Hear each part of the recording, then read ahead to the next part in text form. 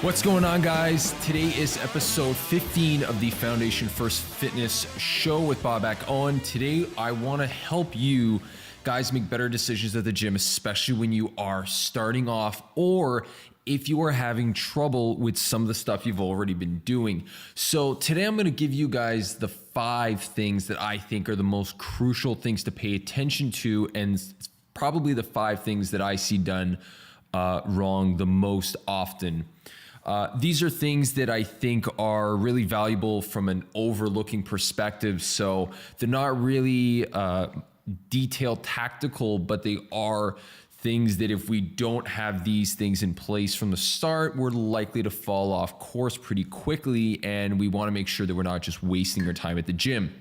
So the first thing I would tell you to do is to make sure that you're not going too hard too early. Oftentimes, a lot of us are jumping into the gym for the first time. It's not something we've been doing for many years. It's not something we've been doing for a very long time. And we generally just try to increase the amount of weight we're lifting or the volume that we're subjecting to our body very quickly, very early on. So one of the things you want to really pay attention to, though, when you are at the gym and when you are starting off at the gym is that first, I would say probably 5 to 6 weeks is where you're going to notice the most drastic change in strength. It seems a little too good to be true, and a lot of us kind of try to maintain that trend, that upward spike, because it's such a rewarding feeling, right? You know, you start off at the gym, you can't do those 20s, and all of a sudden you're at 40 in 6 weeks, and you're like, wow, I doubled my weight. In 6 weeks, I should be at 60, and all of a sudden it's been 6 weeks more, and you're like, I'm kind of just barely cracking 50. Well, the reason that's going to happen is that our body is actually capable of doing a lot more than we think it is. It's just trying to protect ourselves at the beginning, and the first 6 weeks is where all of that neurological change is going to happen. The musculature is going to start changing, and we actually have quite a bit more room to grow. So you're going to notice the biggest change right at the beginning, and you want to make sure you don't kind of expect the same trend to continue later on. So make sure that you're not going too hard too early, especially at that 6 week mark. The second thing I would tell you to not do is to live on the cardio machine. A lot of us live on the cardio machine when we're trying to lose weight. And this is actually something that came up in a discussion with one of my clients this past week. We were discussing what is the best alternative, or what is the best solution or exercise tool that we can use, exercise kind of, I guess, path we can take towards getting ourselves to lose weight. This particular client was trying to shed some weight and wanted to figure out what the best way was, what they should be doing. Should they be focusing on weights or cardio? And I know a lot of individuals jump onto the cardio machines and kind of live and die by that as a way to kind of shed some weight. And a lot of that comes from one of two things: either the thought that cardio is the end all be all of weight loss, and 2, there might be even a fear of the unknown of what weights are going to do, whether it's going to change your body for the worse, or you're just a little fearful of it. So you want to really make sure you figure out where you are. In either case, what you don't want to do is just live on the cardio machines. The reason you don't want to live on them is because cardio machines are really good at burning calories without destroying a lot of muscle tissue. So you can do it quite often, and you can do it for a very extended period of time without tremendously breaking down tissue and having to take a long period of rest. So what that does is that kind of causes us to want to stay there and do it often, because within a couple of weeks, we get quite a bit better at it, and we tend to just kind of like doing it, and we feel like because we're burning a lot of calories and because we're getting a nice sweat in, that it's actually doing really good. It's actually doing a lot of good for us. Now, this is true. Cardio is actually really good. A lot of individuals, a lot of people that I've been listening to lately or been watching lately are really alienating cardio and saying that it's actually the worst thing you can do and it's not really going to help you lose weight. That's not entirely true.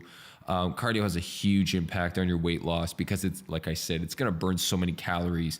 But what you don't want to do is live on it, because what weight training is going to offer you is growth in muscle tissue. You want to increase the amount of calories you burn by basically doing nothing, and that's what training your muscles and getting bigger muscles is going to do for you. It's going to help burn more calories. It's going to require more calories to be burned post-workout because of the muscle tissue, muscle tears, and the recovery process.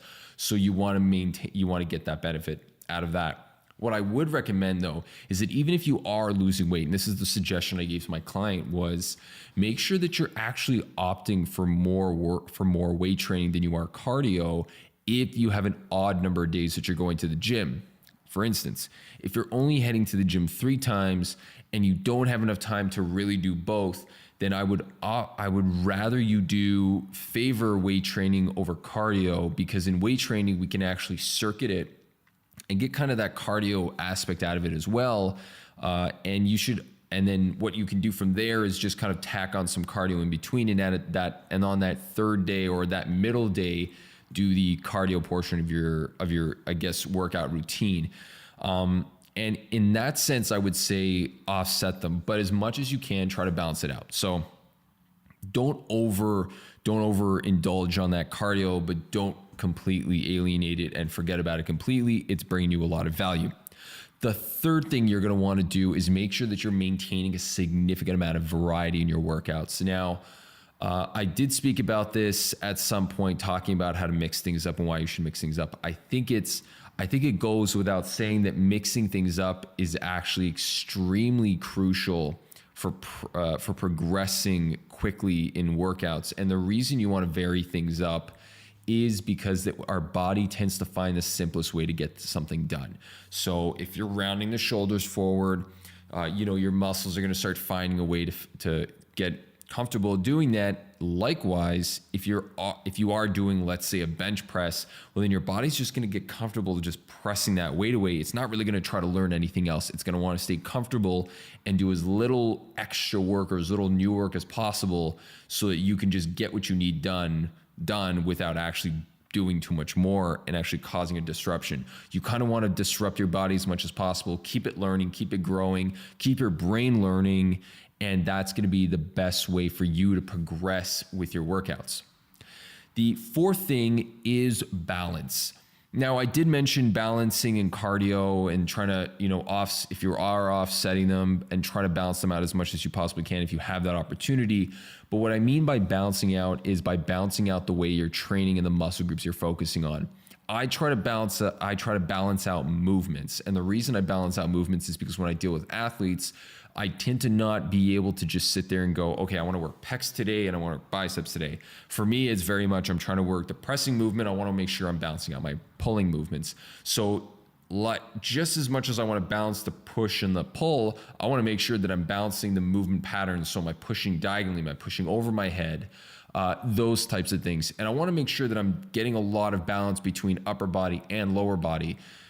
Hockey players are extremely strong in the legs. They're not the most I guess dominant athletes in the legs versus upper body, and the most unbalanced athletes. But in their sport, legs is such a huge component because they're constantly skating, where you don't really spend all that much time with the puck on your stick. You spend most of your time skating around, so your legs are doing a significantly larger amount of work. Now, when that's the case, what you want to do is you want to try to balance out those movements.